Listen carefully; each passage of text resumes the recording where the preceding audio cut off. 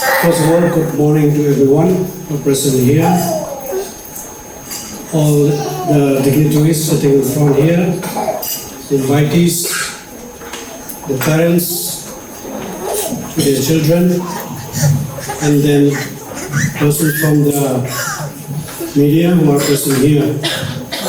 It is a privilege for me to stand before you to give this brief presentation on clubfoot and what we are doing in the state of Meghalaya, particularly in Civil Hospital, for the benefits of children with clubfoot.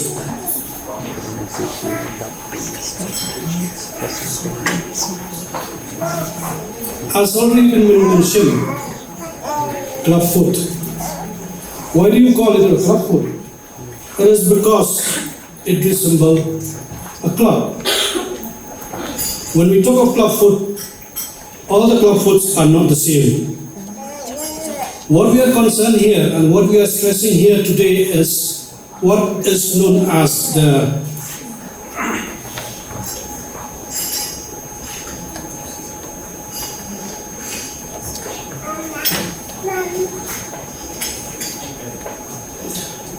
what we are going to talk here today is basically about what is known as the primary clubfoot or the idiopathic clubfoot. It is something which has already been mentioned. It is present in one per light board, and it is more common in boys and in girls, and it can be either one leg or both. As Madam has already mentioned, either the parents is having clubfoot, the chance of having a clubfoot increases by 15%. The cause is unknown, as I've said before. When we say it's unknown, we always blame genetics. And the second one is environment factors. When we talk of environment factors, why do we say so? That's because clubfoot is very common, especially in Southeast Asia and in the African countries. Probably it is because of the poor nutrition of the mothers. Probably they come from a low middle income class family. Even which we see here in Shillong or in Meghalaya, the cases which comes to us mostly from the lower income group.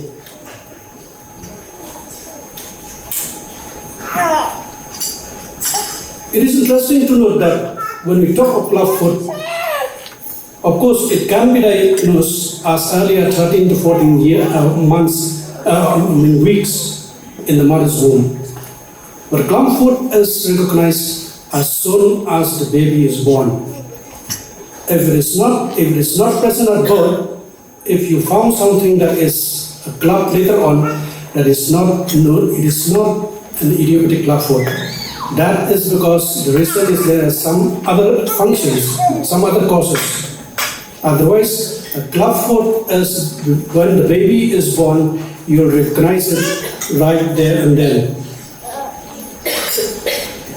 Why we are here today is important because it has been accepted that it can be treated easily, can be managed easily by using the Ponsonby technique. Of course, provided we start it as early as possible, which if you do not treat in time, it leads to disability. When treated at the right time, these patients, these individuals, these children, they will lead a normal life as you and me. As you can see behind you, some of the parents are here, and then some of them are still having the braces. So with this intention, as Madam has already mentioned, an MOU was signed starting in 2012, and then the last one was in 2023 for a period of 1 year. In this MOU, there are two partners, that is the RBSK and the Cure India. What is the role of RBSK? Is basically for awareness generation and early identifications. Once identified, then they send to the clubfoot clinic, where we have a clubfoot clinic every Saturday in Civil Hospital. What is the role of Cure India? Is they provide a trained counselor. Why do we need a trained counselor? For us doctors, we are very busy. We have less time to counsel the patients. Of course, we still do when the patients come to us. They distribute free braces. These braces are very important, as I will talk later on about the braces. And they maintain the medical reports. And the counselor is available into 24/7. At any time after the casting has been given, the parents or the relatives can call her if there is any problem arise. So in the whole state of Meghalaya, we have only one club for clinic, that is Sutura, and that is in Civil Hospital, where we function every Saturday. It is full-fledged. When I say full-fledged, we manage club food right from its inception, right from the start, till they are 4 or 5 years, when we say it is completed. Why we say it is full-fledged? That's because the management has got 2 steps, 2 procedures. The first stage is the casting, which is very important. Once the casting is over, then comes the bracing stage, which is as equally as important. One cannot be done separately, they have to be done together. What is our aim? Is to provide management, improving the quality of life, and enabling to achieve the full potential and reduce the extent of disability. When is the best time to treat? The best time to treat is as early as possible, right from the time when the child is born. Of course, in practice, usually we do it by 3 weeks. Why do we do that? It's because we allow the child to born with the mother, and then also, when the child is born, the skin is quite fragile, so we expect by 3 weeks or so, the skins improve and it becomes firmer and more resistance to any of the complications which are likely to occur. As has been already mentioned, we are following a consulting method of management of club food. When we are doing our postgraduate, this was not known to us. In fact, we have been sent by training by NHM through RBSK. Constantly developed this technique in the 1950s in Iowa. He published it in 1963, but it was thrown into the dustbin. It was not accepted. Not exactly in the dustbin, that's just a way of saying it. But basically, it takes time for us medical doctors to accept this technique, which is very important and which is very useful and is very well accepted. So it was accepted in the new millennium only, in 2000s only. So just imagine it took around 50 years for us, the medical fraternities, to accept this method of treatment. It is best used for the children below 2 years. Of course, I have said as early as possible, as early as possible when the child is born. But when we manage the child below 2 years, that is the best time we can manage them. Beyond 2 years, we can still practice the technique, as I will show you in some of the picture later on. But it is more controversial and there are more complications, and we may have to do more destructive surgeries in order to bring the foot to a somehow looking normal foot. When we do at the earliest part, if we do this management at the earliest time, we can help to make the foot look as early as normal as possible, not only on the look but in the function. What is the goal of Ponsati? The goal of Ponsati is to have a functional, a pain-free, plant-grade food. When we say plan degrade, when the child walks in his toes, not as you have seen maybe clubfoot which is not treated, they walk on the lateral side, on the upper speck of the foot. The foot should be mobile, it should be normal in appearance, and they should be able to wear their shoe.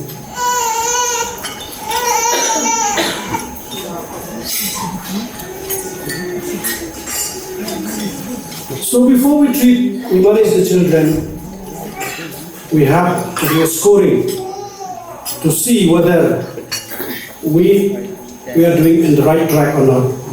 And we are using this scoring. I think there's no point of going. It's just telling you that there is a method to see whether what we are doing is in the correct way or in the wrong way. Shafiq Pirani is again an Indian Gujarati who migrated to Kenya and then moved on to the US. So we have a scoring first to find out the severity of the clubfoot.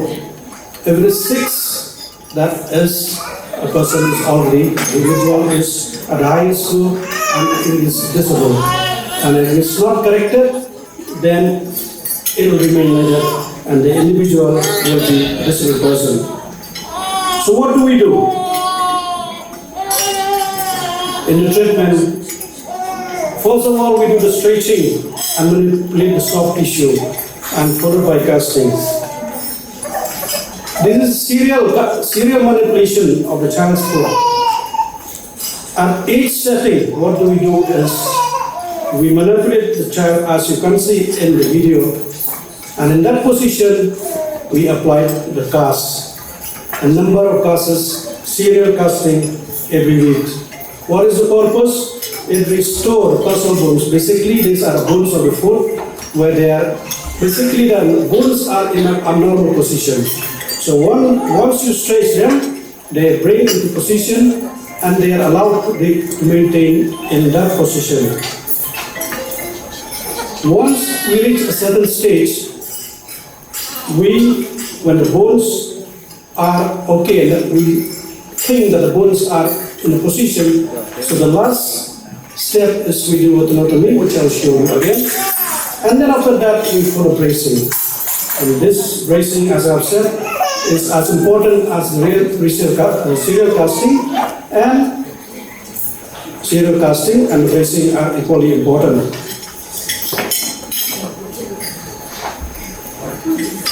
So this is, if you can see, right from the stage 1, if you look at the foot and the cast, how they look.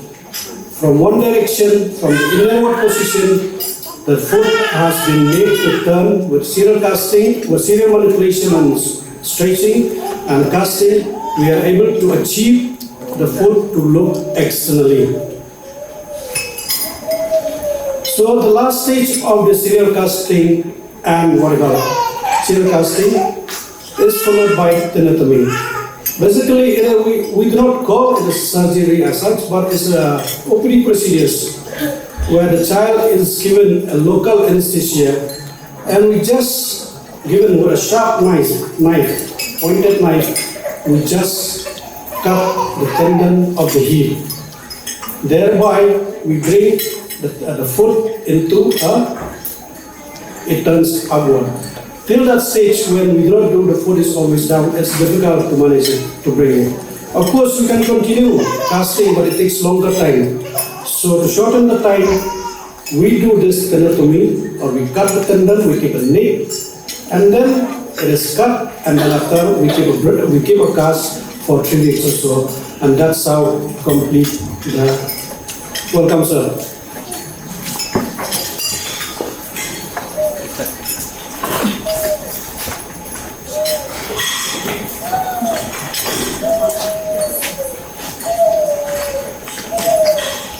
So I was already describing about the procedures, what we are doing in Civil Hospital with regards to the management of clubfoot. So we have already reached where we do this tenotomy, we cut the tendon of the feet, the ankle, and then we keep the bracing. As I've said before, this bracing is as important as the serial casting.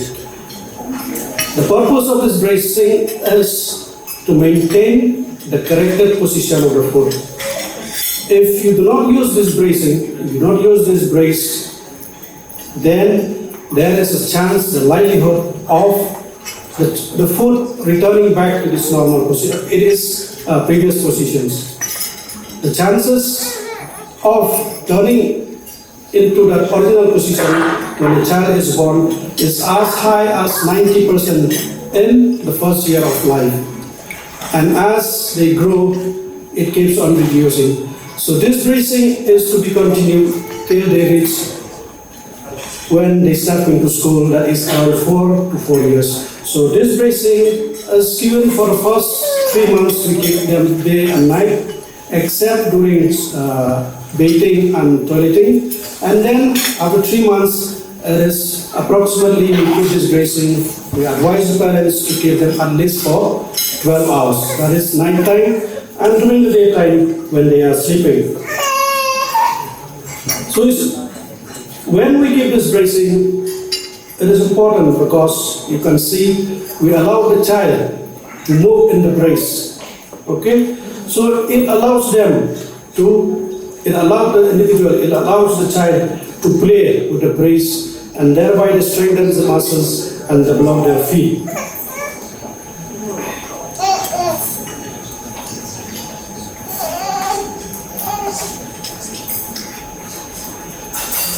There are minor complications which are written in the literatures, but if it is done in the hands of already supposed to be expert or so, who are used to it, these complications can be easily avoided. Now, when do we go for operations? As I've said, the best time to manage these children is below the age of 2 years. Once they grow over 2 years again, what we do is we still use Ponseti method of treatment. However, the result as they grow older is not as good as if it is managed below 2 years. So when do we do operative treatment is when the foot is very rigid or recurrent, relapse, neglected and resistant. In all these cases again, what we do is we still use the Ponseti method of serial casting, and it leads us the surgery which we don't perform, it's less destructive. As you can see for a picture, there is a child for example, this child is more than 7 years. Ultimately, I have to do these operations. As you can see, I have to cut the bones and have to fix the bones. What are the complications of surgeries? As you can see, highlighted, and you can see from the picture, scarring is there, joint stiffness when the scar is there, skin adhesions, wound infection, and so on and so forth. There are many other complications when the surgery, destructive surgery, is done later on. So these are some of the patients which I will just show before you. What is before and what is after? So this is the child, okay, by 3 months, came to the hospital. I can see this is a bilateral club foot. Okay, so this is the child which comes to us around 3 months to club foot. I have said before, it is the best to manage them by 3 weeks or so and below 2 years. And this is her latest photo, latest video. This is our latest video again, where you can see this child is normal, is walking as normal as any other baby.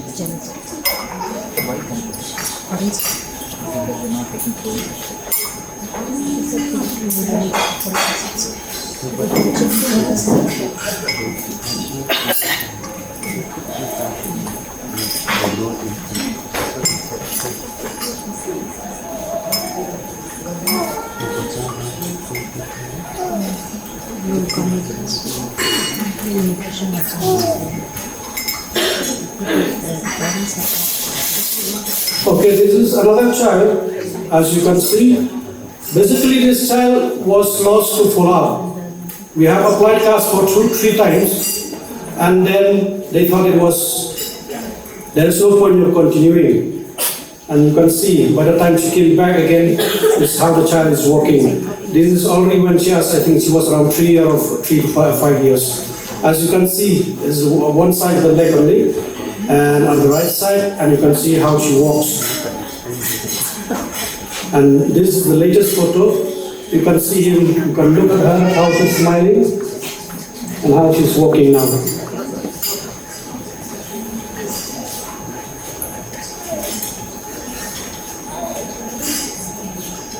She's the one.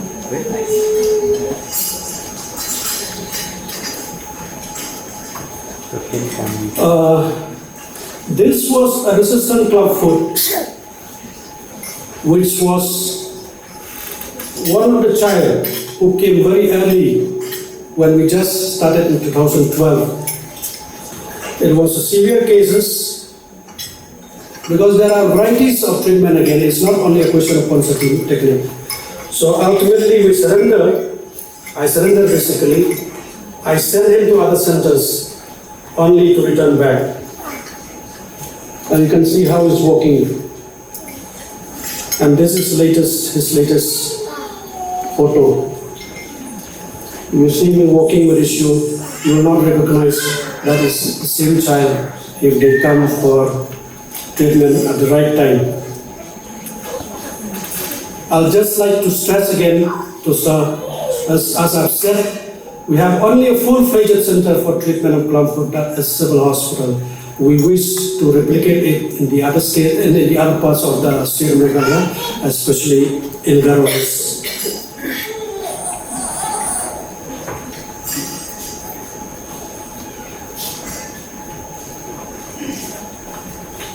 So this is Anna. She's, I think, she's already 15 years. You can see her. She's already very interested. She's not able to come because of her exam. You can see her. She's already working. So what is the take-home message? Ponsity method is now the standard treatment method. And I said, Garo Hills needs support. Somehow in Meghalaya, we do have problems, of course, because most of the children come from the low-income middle-class family. They're right from the village, but somehow rather we could manage. But in Garo Hills, I remember there is a child who spent 3 months in Patna, get all the correction, only to come back to us. He's from Ghana, only to come back again to stay in Shillong another 3 months for us to do the correction again. And now it's okay. We need a coordination between all the stakeholders. When I say this, all the stakeholders, I hope you understand it. All of you are here today. So I'm really glad to have you all here today. Maybe in the later session we can discuss what can be done, what can we do to improve for the benefits of patients. The scope of benefits for beneficiaries can be improved also. The treatment of these children, it is free. But, there's a big but, is there traveling allowance? Because of MHIS, the treatment is free. But when it comes to traveling, some of them spend a minimum of 3,000 per session. That is only in traveling, coming from the far-flung areas. Maybe we can improve. And we have lost a number of cases to this because it is almost impossible for these children to come back for the management for coming every week, which takes around 6 to 7 classes. Indication is very, very limited in these present generations. If we catch them young, if they are identified, sent to the proper center, manage them early, surgery is out of the questions. It is simple procedures which can be managed and it brings lots of benefits to the children.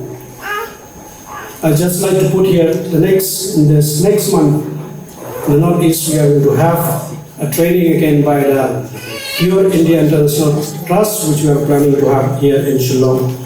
I invite all of you, those who are connected to this, and will let you know. So I will end with this slide. Thank you so much for listening to me patiently. Thank you for giving this opportunity. And I would like to thank the parents for bringing your children to me and managing your children. And I'm sure many of you are smiling today. And I just want to like to put this photo. This is one of in fact, it's not the parents, it's the grandparents. At the end of the completion of the treatment, he said, doctor, just sit there. I'd like to give you something. This is what he has given me. So, thank you so much.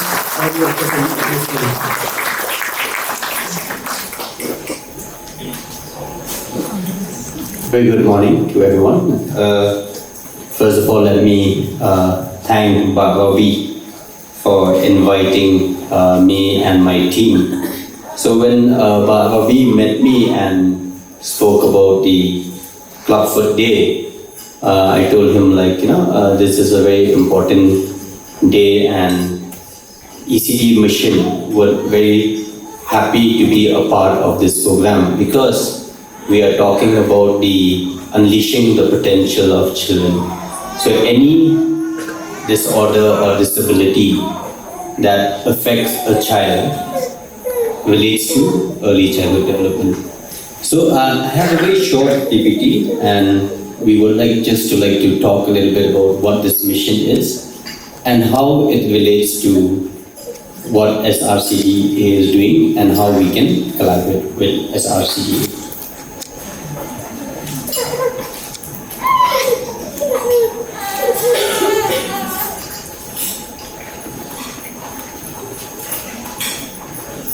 So my first slide, my first slide talks about how ECD mission was conceptualized. But before I talk about the conceptualization of the early childhood development mission, for most people who are not aware, so I still remember when Sir Sampat Kumar became took over the health department, and we saw that the indicators, the maternal mortality rate and the infant mortality rate in the state was very high. And a mission was launched, rescue mission, on how to address the maternal mortality rate and the infant mortality rate in the state. The Chief Minister Safe Motherhood Scheme was conceptualized to address the death. And it occurred to us that the cause was not only at the age of a mother, it was intergenerational. So because of that, the ECD mission also formed. So it was not only a factor of when a person is an adult. So it starts right from the early childhood development mission. So early childhood development actually talks about the life cycle of every human being. So that is why this mission is very important. And we are also working with, as Dr. Lalu has mentioned, we need to work with different stakeholders. So when ECD mission was conceptualized, we wanted to work with other stakeholders such as the parent department, which was the social welfare department, the health department, the community and rural development department, and also with the education department, because all these departments play a very important role, to unleash the potential of the child, right from the nutritional aspect, right to the health aspect, right to the education, and as well as involving parents through the CNRD department, through the Meghalaya State Rural Livelihood Society, which is forming self-help group. So these are members. So this program involves a lot of stakeholders. What are the core components of the ECD mission? So one is, since we're focusing a lot on rural areas, so the first thing that we wanted to do was how do we improve the infrastructure of the existing Anganwadi center in the state of Meghalaya. So through this mission, we intend to upgrade all the existing Anganwadi center into early childhood development centers. We also wanted to supplement the existing ICDS program by providing eggs to the pregnant and lactating mother as well as children in the age group of 6 months to 3 years, because these are the very crucial age. And as per the National Family Health Survey, the stunting in Meghalaya is very high. It's almost 44% of children are stunting. So we have seen that through the introduction of egg, because it has more nutrition, there can be a positive impact on the child. And the third part is we want to develop the existing human resources in the state. So a lot of training and capacity building we intend to impart through this ECD mission. And this is cutting across all departments. And we are happy to collaborate with any department or agency that is working for the benefit of the child. And finally, another component of the project is research. Early childhood development is still something that a lot of people are still learning every day. What are the different techniques? What are the different skills? What are the different kind of method that needs to be adopted to improve the growth of the child as well as the cognitive and social development of the child. So a lot of research is being done, and we are collaborating with a lot of different international and national agencies to ensure that we get the best result and output. What are the different interventions under this mission? So one is home intervention. We are very keen on regular home visit. We are very keen on coaching parents. What are the methods to ensure that the child is given the best nurturing care. We're also looking at center-based intervention, as I mentioned earlier, the upgradation of the Anganwadi center, play-based learning for children for 0 to 8 years. So we've seen that a lot of the preschool education that happens in the state is what is called as rough learning. We are trying to teach kids ABCD 1 to 3 at a very early age. I read an article once, like in Japan, up to class 2, kids are not being given any marks. They are not graded in the education because they do not want to create that kind of a mindset very early in a child's life. Instead, they are being taught about how to build character, about hygiene, about social, the social responsibility. So a different kind of approach is required, and that's what ECD is trying to do in the state of Meghalaya. And finally, a lot of community intervention. There is a need to involve the community.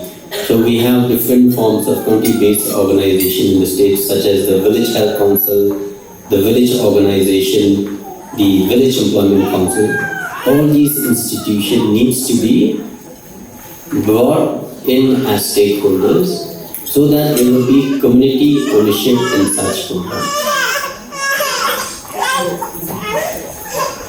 So some of the interventions we have done, we just wanted to give you some kind of what are the various interventions. So we have already started with the assessment of the Anganwadi centers in the state of Meghalaya.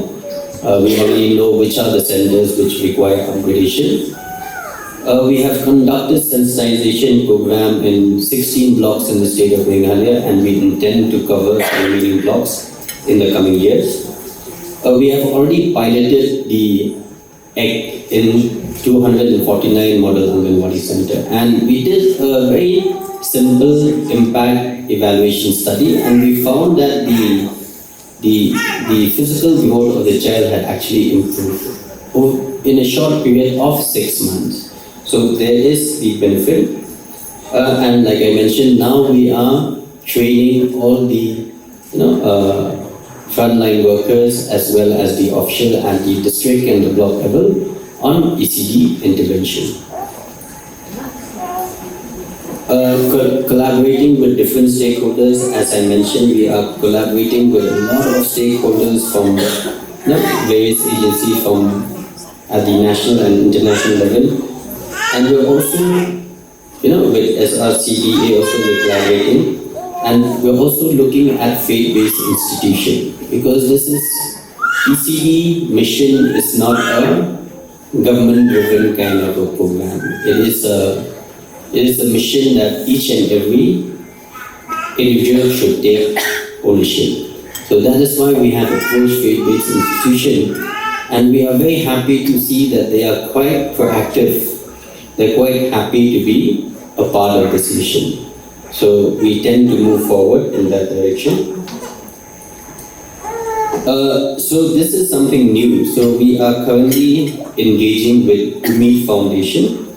They have a very, useful tool. Currently, Veterinary Society is piloting it in 3 regions. Yesterday, my team went along with the team members from Veterinary, and they did some exercise. So they have a very useful tool. It's called the Guide for Monitoring Child Development, to monitor and support child's individual development. So there's some exercise which are required to be done, where if there's any developmental delay, a parent would be given the steps on how to correct these delays. These are very minor, but has very useful impact on the child's life. So we are collaborating with the MECDM Foundation also, and we hope that we can scale this up through the ECD Foundation or ECD mission.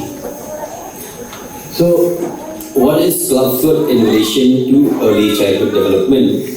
So I think Dr. Lalu has already mentioned all the relevant facts with relation to Clubfoot. But some studies have shown that with Clubfoot it can have an impact on the cognitive development, but particularly in the visual spatial memory of a child. So that is where ECD comes in. And even Dr. Lalu has mentioned that this is quite prevalent in the low economic group of society. So we, from the early childhood development mission, we need to also, because we are talking about supplementary nutrition, improving nutrition of both the children and the parent. We are talking about early detection, so that corrective effort or corrective surgery can be done. And I was talking with Dr. Adrina also, even in terms of there's a lot of birth which is happening at home, which prevents early detection. That is why institutional delivery is very important. So that is where ECD can play a very important role in relation to the Clubfoot.